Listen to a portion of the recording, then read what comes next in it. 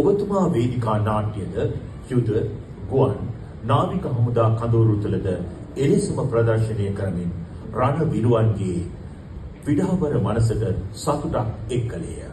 විනෝදාත්මක චිත්‍රපට වේදිකා නාට්‍ය නිර්මාණය කළ සූරිය ජොලිබුවා ටෙලිනාට්‍ය අධ්‍යක්ෂණය කරමින් ටෙලිනාට්‍ය ශේෂ්ත්‍රයේද ආක්‍රමණය කළේය.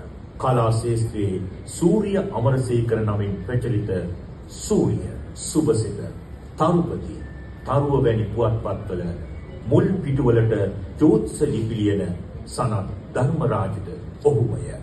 ඒ අනුව සූරිය ජෝතිෂ වේදියෙකු ලෙසද ප්‍රචලිතය. මේ වන විට තම පුතුවන රෝස් ඇන්ජලෝ සහ පවුලේ සැම එක්ව ගොඩනගා ඇති පදිරි ප්‍රොඩක්ෂන් YouTube නාලිකාව සමග එක්ව නිර්මාණකරණයේ යෙදී සිටින සූරිය අමරසේකර තාම නවතම සිනමා නිර්මාණය වන අත්පුඩි චිත්‍රපටය ළඟදීම දිවයින පුරා සිනමා ශාලාවල ප්‍රදර්ශනය කිරීමට සැලසුම් සකස් කරමින් සිටී. Badri Production සමග විකට රජු බද්දු සමරසිංහ රොඩ්නි වර්ණකුල දැවැන්ත හාස්‍යමය රංගනයක්. දුන්නට දෙල්ලන්න ඇදුකෝ. ඉතින් උඹෙල්ලිලා කිව්වා. කාන්තාවගේ මොකද්ද පැහැර ගැනීමක් සම්බන්ධ? මේ අර කෙනෙක් දන්නේ නේද? ජනප්‍රිය නළුනිලියන් පිළිවෙලා ළඟදීම පවුලේ සමට විනෝදාත්මක චිත්‍රපටයක්.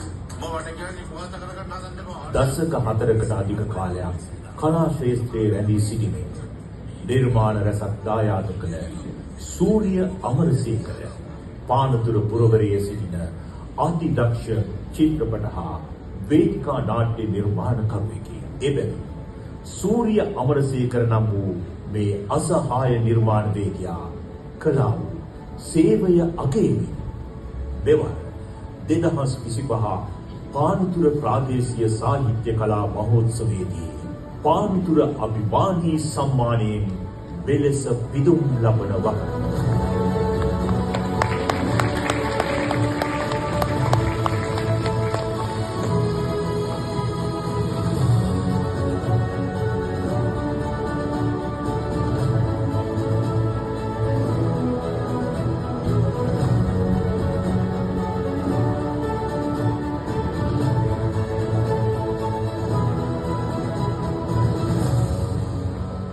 පානදුරා විවාදයේ සම්මාන ප්‍රදානය කිරීම සඳහා වේදිකාවට ගෞරවනීය ආරාධනීය කළුතර දිස්ත්‍රික් පාර්ලිමේන්තු මන්ත්‍රීණී ප්‍රාදේශීය